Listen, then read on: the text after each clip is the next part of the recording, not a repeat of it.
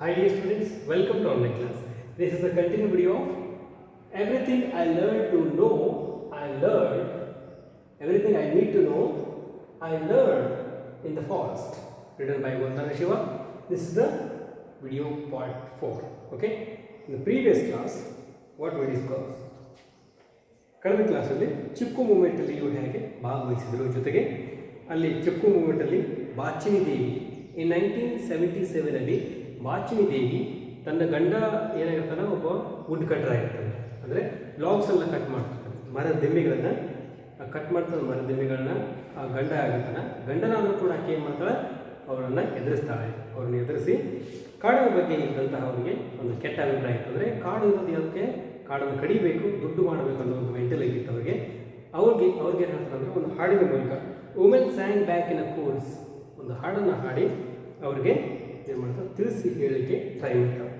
ಏನು ಕಾಡು ನಮಗೆ ಎಲ್ಲವನ್ನು ಕೊಡ್ತದೆ, ಕಾಡು ನಮ್ಗೆ ಒಳ್ಳೆಯ ಗಾಳಿ ಕೊಡ್ತದೆ, ಒಂದು ಒಳ್ಳೆಯ ವಾಟರ್ ಕೊಡ್ತದೆ, ನೀವು ಒಳ್ಳೆಯ ಫಲವತ್ತಾದ ಮಣ್ಣು ಕೊಡ್ತದೆ, ಜೊತೆಗೆ ಆ ಕಾಡು ಏನು ಭೂಮಿ ತಾಗಿದ್ದಾರಲ್ಲ ಅದು ನಮ್ಗೆ ಏನು ಮಾಡ್ತದೆ, ನಿಸರ್ಗ ದೇವತೆ ನಮಗೆ ಏನೆಲ್ಲ ಬೇಕು ಬೇಡಿಕೆಗಳಿದೆಯಲ್ಲ ಅದನ್ನೆಲ್ಲ ಪೂರೈಸ್ತಾವೆ ಅಂತ ಇಲ್ಲಿ ಹೇಳ್ತಾ ಹೋಗ್ತಾರೆ. ಆಮೇಲೆ ನಾವು ಏನು ಮಾಡಿದ್ವಿ, ಬಿಯಾಂಡ್ ದ ಮೋನೋಕಲ್ಚರ್ಸ್ ಆಲ್ ಪ್ಯಾರಲ್ ನೋಡ್ಕೊಳ್ತೀವಿ. ಈ ಚುಕ್ಕು ಮೂಮೆಂಟಿಂದ ಇಲ್ಲಿ ವಂದನಾ ಶಿವ ಅವರು ಏನೇನು ಕಲ್ತರು, ಯಾರಿಂದ ಈ ಚುಕ್ಕು ಮೂಮೆಂಟಿಂದ ಏನು ಕಲ್ತರು, ಬಯೋಡೈವರ್ಸಿಟಿ ಎಷ್ಟು ಇಂಪಾರ್ಟೆಂಟು, ಮೊನೋಕಲ್ಚರ್ ಎಷ್ಟು ಹಾರ್ಮ್ ಮಾಡ್ತದೆ ಪರಿಸರಕ್ಕೆ ಅನ್ನೋದನ್ನು ಕಲಿತಾವೆ. Okay, let's come to the page number 24, second para. The lessons I learned about diversity in the Himalayan forest I transferred to the protection of biodiversity on our farms. I started saving seeds from farmers' field and then realized we needed a farm for demonstration and trade. Thus,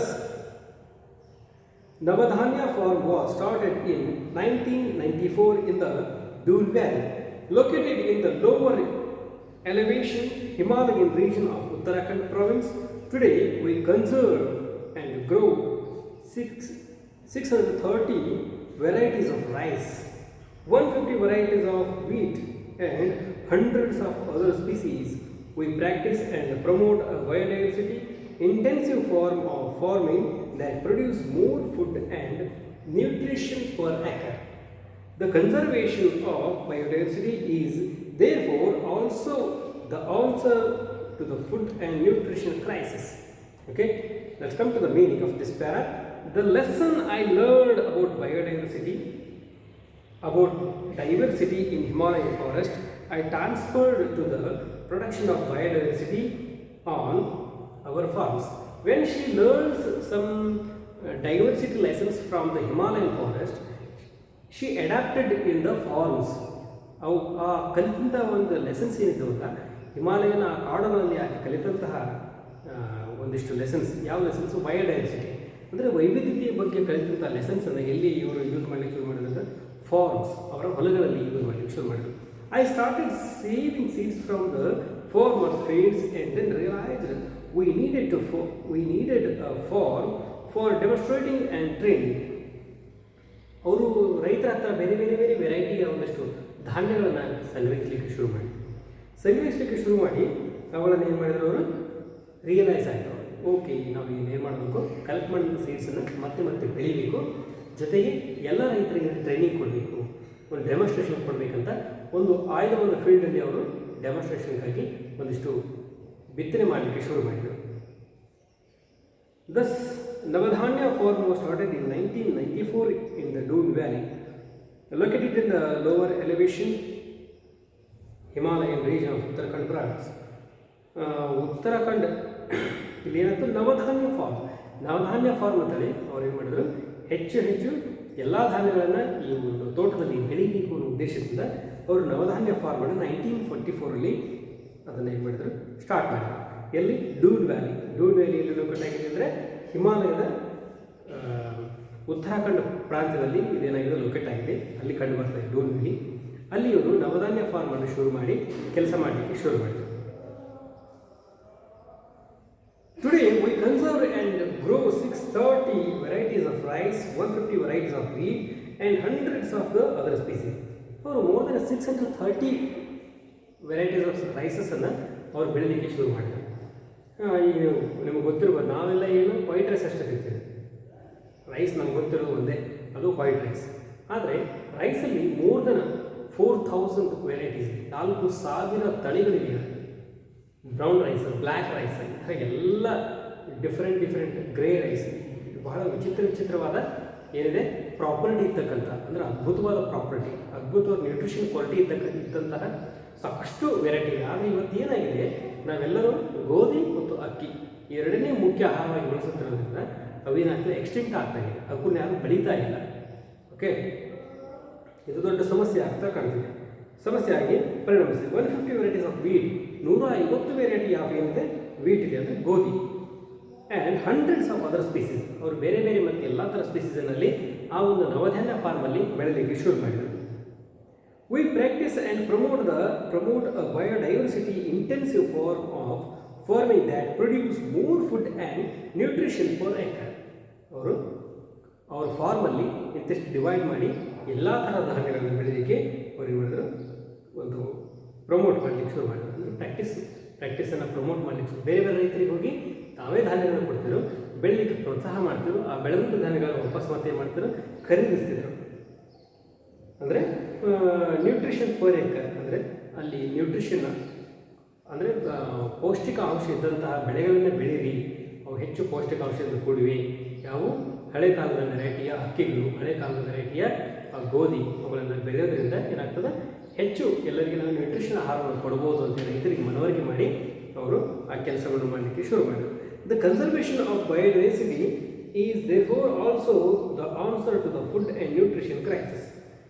ಇದು conservation, ಇದು ಸಂರಕ್ಷಣೆ ಮಾಡೋದ್ರಿಂದ, ಈ biodiversity ಸಂರಕ್ಷಣೆ ಮಾಡೋದ್ರಿಂದ ಒಂದು ಫಾರ್ಮಲ್ಲಿ ಇಡೀ ಹೊಲ ನಾವು ತೊಗರಿನೇ ಬೆಳೆದ್ರೆ, ಇಡೀ ಹೊಲ ಕಬ್ಬೆ ಬೆಳೆದ್ರೆ, ಇಡೀ ಹೊಲ ಸೂರ್ಯಕಾಂತಿಯನ್ನೇ ಬೆಳೆದ್ರೆ, ನೀವು ಬೇರೆ ಬೇರೆ ಬೆಳೆಗಾಗಿ ಇನ್ನೊಬ್ಬರನ್ನ ಆಶ್ರಯಿಸಬೇಕಾಗ್ತದೆ, ಹೌದಲ್ಲ? ಇಲ್ಲಿ ಏನು ಮಾಡ್ತಿದ್ರು ಇವರು, ವಂದನಾ ಶಿವ ಅವರು ನವಧಾನ್ಯ ಫಾರ್ಮರ್ ಟೆಕ್ನಿಕ್ ಏನು ಸ್ಟ್ರಕ್ಚರ್ ಇರ್ತಲ್ಲ, ಆ ಸ್ಟ್ರಕ್ಚರನ್ನು ಎಲ್ಲ ರೈತರಿಗೆ ಇಂಟ್ರೊಡ್ಯೂಸ್ ಮಾಡಲಿಕ್ಕೆ ಶುರು ಮಾಡಿದ್ರು. ಒಬ್ಬ ರೈತ ತನ್ನ ಫಾರ್ಮಲ್ಲಿ ಮೋರ್ ದೆನ್ 10 to 15 ವೆರೈಟೀಸನ್ನು ಬೆಳೀಬೇಕು ಅನ್ನೋದು ಇವರ ಒಂದು ಆಶಯವಾಗಿತ್ತು. ಜೊತೆಗೆ ಏನಾಗ್ತದೆ, ಇವತ್ತು ನಮ್ಮ ದೇಶದಲ್ಲಿ ಎಷ್ಟು ನ್ಯೂಟ್ರಿಷನ್ ಕ್ರೈಸಿಸ್ ಇದೆ ಅಂದರೆ ಪೌಷ್ಟಿಕಾಂಶದ ಆಹಾರದ ಕೊರತೆ. ನಮಗೆಲ್ಲರೂ ಆಹಾರ ಸಿಗ್ತಾ ಇದೆ, ಇವತ್ತು ಎಲ್ಲರಿಗೂ ಸಿಗ್ತಾ ಇದೆ, ಆದರೆ ಪೌಷ್ಟಿಕಾಂಶದ ಆಹಾರದ ಕೊರತೆ ಇನ್ನೂ ಭಾಳ ಇದೆ ನಮ್ಮ ದೇಶದಲ್ಲಿ. ಇದನ್ನು ದೊಡ್ಡ ಒಂದು ಸಮಸ್ಯೆಯಾಗಿ ಕಾಡ್ತಾ ಇದೆ. ಈ ಒಂದು ಕ್ರೈಸಿಸನ್ನು ನಾವು ನಿವಾರಿಸಬಹುದು ಅನ್ನೋದು ಇಲ್ಲಿ ಯಾರ ವಾದ ಅಂದರೆ ವಂದನಾ ಶಿವ ಅವರ ವಾದ ಆಗಿರ್ತದೆ. Biodiversity nutrition crisis. Navadhanya, the movement for biodiversity conservation and organic farming that I started in 1987 is spreading so far. We have worked with farmers to set up more than 100 community seed banks across India. We have saved more than 3,000 rice varieties. We also help farmers make a transition from fossil fuel and chemical-based monocultures to biodiverse ecological system nourished by the sun and the soil.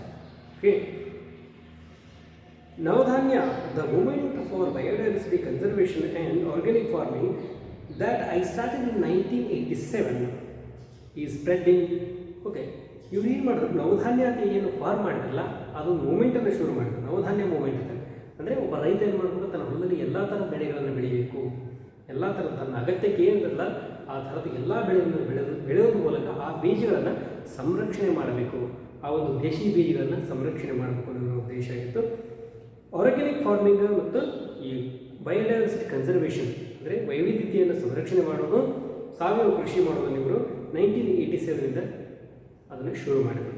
It's spreading so far. We have worked with farmers to set up more than 100 community seed banks across India. ಇವರೇನು ಮಾಡಿದ್ರು, ಇದನ್ನೆಲ್ಲ ಪ್ರಚಾರ ಮಾಡಲಿಕ್ಕೆ ಶುರು ಮಾಡಿದ್ರು. ಬಹಳ ದೂರದವರೆಗೆ ಅದು ಪ್ರಚಾರ ಆಗ್ತಾ ಹೋಯಿತು. ಅವರು ಫಾರ್ಮರ್ಸನ್ನು ಗ್ರೂಪ್ ಮಾಡಿ ಅವ್ರ ಜೊತೆಗೆ ಕಾಂಟ್ಯಾಕ್ಟಲ್ಲಿ ಉಳಿತಾ ಹೋದರು. ಅವ್ರಿಗೆ ಏನು ಬೇಕೆಲ್ಲ ಕೊಡ್ತಾ ಹೋದರು. ಅಂದರೆ ದೇಸಿ ಸೀಡ್ಗಳನ್ನು ಉಳಿಸ್ಲಿಕ್ಕೆ ಅವರಿಂದ ಸಹಾಯ ತಗೊಳ್ತಾ ಹೋದರು. ಆಮೇಲೆ more than 100 community seed banks. Community seed bank ಅಂದರೆ ಒಂದು ಸೀಡ್ ಬ್ಯಾಂಕನ್ನು ರೆಡಿ ಮಾಡೋದು, ಸೀಡ್ ಬ್ಯಾಂಕನ್ನು ಉದ್ಘಾಟನೆ ಮಾಡಿ ಆ ಬ್ಯಾಂಕಲ್ಲಿ ಎಲ್ಲ ಥರದ ಬೀಜಗಳು ಅವೈಲೇಬಲ್ ಇರ್ತವೆ. ಆ ಪ್ರದೇಶದಲ್ಲಿ ಬಿರ್ತಕ್ಕಂಥ ಎಲ್ಲ ಬೀಜಗಳು ಅವೈಲೇಬಲ್ ಇರ್ತಾವೆ. ಅದು ಹೇಗಿರ್ತದೆ, ಕಮ್ಯುನಿಟಿ, ಆ ಕಮ್ಯುನಿಟಿ ಜನರೇ ಅದನ್ನು ನೋಡ್ಕೊಂಡು ಹೋಗ್ತಿರ್ತಾರೆ. ಬೀಜಗಳನ್ನು ಬೇಕಾದರೆ ಫ್ರೀಯಾಗಿ ಕೊಡೋದು ಇನ್ನೊಬ್ಬರಿಗೆ. ಫ್ರೀಯಾಗಿ ಅವ ಎಷ್ಟು ತೊಗೊಳ್ತಾನೆ, 2 kg ಬೀಜಗಳನ್ನು ತೊಗೊಂಡ್ರೆ ವಾಪಸ್ ಆ ಬ್ಯಾಂಕಿಗೆ ಎಷ್ಟು ಕೊಡಬೇಕು, 4 kg ಬೀಜವನ್ನು ಕೊಡಬೇಕು ಮುಂದಿನ ವರ್ಷ ಅವನು ಬೆಳೆದಂಥ ಬೀಜಗಳನ್ನು. ಓಕೆ, ಮತ್ತು ಅವನು ಆರ್ಗ್ಯಾನಿಕ್ ಫಾರ್ಮಿಂಗೇ ಮಾಡಬೇಕು, ಜೊತೆಗೆ ನವಧಾನ್ಯ ಪ್ರಾಕ್ಟೀಸನ್ನು ಮಾಡಬೇಕು, ನವಧಾನ್ಯ ಫಾರ್ಮಿಂಗನ್ನು ಮಾಡಬೇಕು. ಈ ಥರ ಮಾಡಿ ಅವರು ಒಂದು 100 ಅಕ್ರಾಸ್ ಇಂಡಿಯಾ, ನಮ್ಮ ದೇಶಾದ್ಯಂತ ಒಂದು 100 ಕಮ್ಯುನಿಟಿ ಬ್ಯಾಂಕ್ಗಳನ್ನು ಅವರು ಸ್ಥಾಪನೆ ಮಾಡಿದ್ದಾರೆ. We have saved more than 3000 rice varieties. ನೋಡಿ, ನಾನು ಈಗಾಗಲೇ ಹೇಳಿದ್ದೆ 4000 ವೆರೈಟಿ ರೈಸ್ ಇದೆ, ಮೋರ್ ದೆನ್ 4000, 4,000 to 6,000 ವೆರೈಟೀಸ್ ಇದೆ. ಆದರೆ ಇವತ್ತೇನಾಗಿದೆ, ನಾವೆಲ್ಲ ಏಕ ಬೆಳೆ ಪದ್ಧತಿಗೆ ಬೆನ್ನು ಬಿದ್ದ ಕಾರಣ, ಮೊನೋಕಲ್ಚರ್ಗೆ ಬೆನ್ನು ಬಿದ್ದ ಕಾರಣ ಇವೆಲ್ಲ ಕಣ್ಮರೆಯಾಗಿ, ಆದರೂ ಇವರು ಕೂಡ ಏನು ಮಾಡಿದ್ದಾರೆ ಅಂದರೆ 3,000 ವೆರೈಟಿಯ ರೈಸ್, ಅಕ್ಕಿ, ಒಂದು ಅಕ್ಕಿ ತಳಿ, ಒಂದು ಅಕ್ಕಿ ಇರ್ತಲ್ಲ, ಅಕ್ಕಿ ಬೇರೆ ಬೇರೆ ಜಾತಿಯ ಅಕ್ಕಿಗಳನ್ನು ಸಂಗ್ರಹಿಸಿದ್ದಾರೆ. ನೆಲ್ಲಕ್ಕಿ, ಒಂದು ಉದ್ದನ ಅಕ್ಕಿ, ಇಷ್ಟು ಚಿಕ್ಕ ಅಕ್ಕಿ, ಒಂದು ಗೋಧಿ ಥರ ಇರತಕ್ಕಂಥ ಅಕ್ಕಿ, ಬೇರೆ ಬೇರೆ ಬ್ರೌನ್ ಅಕ್ಕಿ, ಬ್ಲ್ಯಾಕ್, ಎಲ್ಲ ಥರ ವೆರೈಟಿಯ ರೈಸ್ಗಳನ್ನು ಅವರು ಸಂಗ್ರಹಿಸಿದ್ದಾರೆ. ಎಷ್ಟು ಅಂದರೆ 3000. ಇಮ್ಯಾಜಿನ್ ಮಾಡ್ಕೊಳ್ಳೋಕೆ ಸಾಧ್ಯವಿಲ್ಲ. ನಾವು ಇಲ್ಲಿವರೆಗೆ ನಾವೇನು ತಿಂತ ಬಂದಿದ್ದೀವಿ, only 1 variety rice, that is the white rice. White ರೈಸನ್ನು ತಿಂತ ಬಂದಿದ್ದೀವಿ, ಬೇರೆ ಬೇರೆ ರೈಸನ್ನು ನಾವೇನು ಟೇಸ್ಟ್ ಮಾಡಿಲ್ಲ. ನೀವು ಸಾಧ್ಯವಾದರೆ ಟೇಸ್ಟ್ ಮಾಡಿರಿ, ಅದ್ಭುತವಾದ ಬೇರೆ ಬೇರೆ ವೆರೈಟಿ ಕೂಡ ಸಿಗ್ತದೆ. We also help farmers make a transition from fossil fuel. ನಾವೇನು ಮಾಡಿದ್ದೀವಿ, fossil fuel chemical based monocultures to biodiversity ecological system nourished by the sun and the soil. ನೀವು ರೈತರಿಗೆ ಏನು ಹೇಳಿದ್ರೆ ಅವರು ಈ ಕೆಮಿಕಲ್ ಬೇಸ್ಡ್ ಅಗ್ರಿಕಲ್ಚರ್ನ ಬಿಟ್ಟು, ಅಂದರೆ ಈ ರಾಸಾಯನಿಕ ಪದ್ಧತಿ ಈಗೇನು ಮಾಡ್ತಿದ್ದಾರಲ್ಲ, ರಾಸಾಯನಿಕ ಪದ್ಧತಿಯನ್ನು ಬಿಟ್ಟು ಸನ್ ಆ್ಯಂಡ್ ಸಾಯಿಲ್ ಬೇಸ್ಡ್, ಅಂದರೆ ಸೂರ್ಯನಿಂದ ಬಿಸಿಲು ಮತ್ತು ಮಣ್ಣಿನಿಂದ ಪೋಷಕಾಂಶವನ್ನು ಒದಗಿಸಿ ಬೆಳೆಗಳನ್ನು ಬೆಳೆಯುವುದು ಹೇಗೆ ಅನ್ನೋದು ರೈತರಿಗೆ ಮನವರಿಕೆ ಮಾಡ್ತಾ ಬರ್ತಾ ಹೋದರು. Biodiversity has been my teacher of abundance and freedom of cooperation and mutual giving. Biodiversity ಅನ್ನೋದು ಏನಾಯ್ತು, ನನಗಿಲ್ಲಿ ನನ್ನ ಟೀಚರ್ ಆಗಿ ಕೆಲಸ ಮಾಡಲಿಕ್ಕೆ ಶುರು ಮಾಡ್ತು. ಇದು ನನಗೆ ಬಹಳ ಹೆಚ್ಚು ವಿಷಯಗಳನ್ನು ಕಲಿಸ್ತಾ ಹೋಯಿತು. ಅಬಂಡೆನ್ಸ್ ಅಂದರೆ ಹೆಚ್ಚು, ಒಂದು ಹೇರಳವಾದ ವಿಷಯಗಳನ್ನು ಕಲಿಸ್ತಾ ಹೋಯಿತು. ಫ್ರೀಡಮ್, ನನಗೆ ಇದು ಹೆಚ್ಚು ಸ್ವಾತಂತ್ರ್ಯವನ್ನು ಕೊಡ್ತಾ ಹೋಯಿತು, ನನಗೆ ಒಂದು ಜ್ಞಾನವನ್ನು ಸಂಗ್ರಹಿಸಲಿಕ್ಕೆ ಹೆಚ್ಚು ಸ್ವಾತಂತ್ರ್ಯವನ್ನು ಕೊಡ್ತಾ ಹೋಯಿತು. ಕೋಆಪರೇಷನ್ ಮ್ಯೂಚುವಲ್ ಗಿವಿಂಗ್, ಕೋಆಪರೇಷನ್ ಸಹಕಾರ ಮತ್ತು ಕೊಡುಕೊಳ್ಳುವಿಕೆ, ಮ್ಯೂಚುವಲ್ ಗಿವಿಂಗ್ ಅಂದರೆ ಕೊಡುಕೊಳ್ಳುವಿಕೆ ವ್ಯಾಪಾರ. ಬಯೋಡೈವರ್ಸಿಟಿಯಲ್ಲಿ ಹೇಗಿರ್ತದೆ, ಒಂದು ಕಾಡಲ್ಲಿ ಎಲ್ಲ ಥರದ ಪ್ರಾಣಿಗಳಿರ್ತಾವೆ, ಅವು ಏನು ಮಾಡ್ತಾವಂದ್ರೆ ಅವು ಒಂದಕ್ಕೊಂದು ಸಹಾಯ ರೀತಿಯಲ್ಲಿ ಬಂತಾವೆ. ಎಕ್ಸಾಂಪಲ್ ಹೇಳ್ಬೇಕಂದ್ರೆ, ಒಂದು ಮರದಲ್ಲಿ ಅತ್ಯಂತ ಸಿಹಿಯಾದ ಹಣ್ಣುಗಳನ್ನು ಬಿಡ್ತವೆ. ಅದು ಸಿಹಿಯಾದ ಹಣ್ಣುಗಳನ್ನು ಯಾಕೆ ಬಿಡ್ತೈತಿ, ಯಾಕಂದರೆ ಹಕ್ಕಿಗಳನ್ನು ಆಕರ್ಷಣೆ ಮಾಡಲಿಕ್ಕೆ. ಹಕ್ಕಿಗಳು ಬಂದು ಆ ಹಣ್ಣುಗಳನ್ನು ತಿಂತಾವೆ, ತಿಂದು ಏನು ಮಾಡ್ತಾವೆ, ಬೀಜವನ್ನು ಅವೇನು ಮಾಡ್ತಾವೆ, ಬಹಳ ದೂರ ಒಯ್ದು ಪ್ರಸಾರ ಮಾಡ್ತಾವೆ. ಬೀಜ ಹೋಗಿ ಬಹಳ ದೂರ ಬಿಡ್ತೈತಿ, ಮತ್ತು ಅಲ್ಲಿಗೆ ಆ ಮರ ಅಲ್ಲಿ ಏನಾಗ್ತದೆ, ಇನ್ನೊಂದು ಬೆಳೀತಾ ಇದೆ. ಅಂದರೆ ಪ್ರತಿಯೊಂದು ಲಿವಿಂಗ್ ಪ್ಲ್ಯಾಂಟ್ಸ್ ಇರ್ತದಲ್ಲ, ಲಿವಿಂಗ್ ಪ್ಲ್ಯಾಂಟ್ಸು ತಮ್ಮ ಉಳಿವಿಕೆಗಾಗಿ ಸದಾ ಒಂದು ಹೋರಾಟ ಮಾಡ್ತಿರ್ತವೆ. ಈ ಒಂದು ಹೋರಾಟದಲ್ಲಿ ಬಯೋಡೈವರ್ಸಿಟಿ ಅಂತಕ್ಕಂಥ ಒಂದು ಸಿಸ್ಟಮ್ ಏನಿದೆಯಲ್ಲ, ಇದು ಮ್ಯೂಚುವಲ್ ಗಿವಿಂಗ್ ಸಿಸ್ಟಮ್ ಆಗಿರ್ತದೆ. ಓಕೆ, ಇವತ್ತೇನು ನೋಡಿದೆ ನಾವು 24 ಈ ಪೇಜಲ್ಲಿರ್ತಕ್ಕಂಥ ಎಲ್ಲ ಪ್ಯಾರನ್ನು ಮುಗಿಸಿದ್ವಿ. Tomorrow we will continue with page number 25, rights of nature on the global stage. Okay, thanks for watching, keep watching.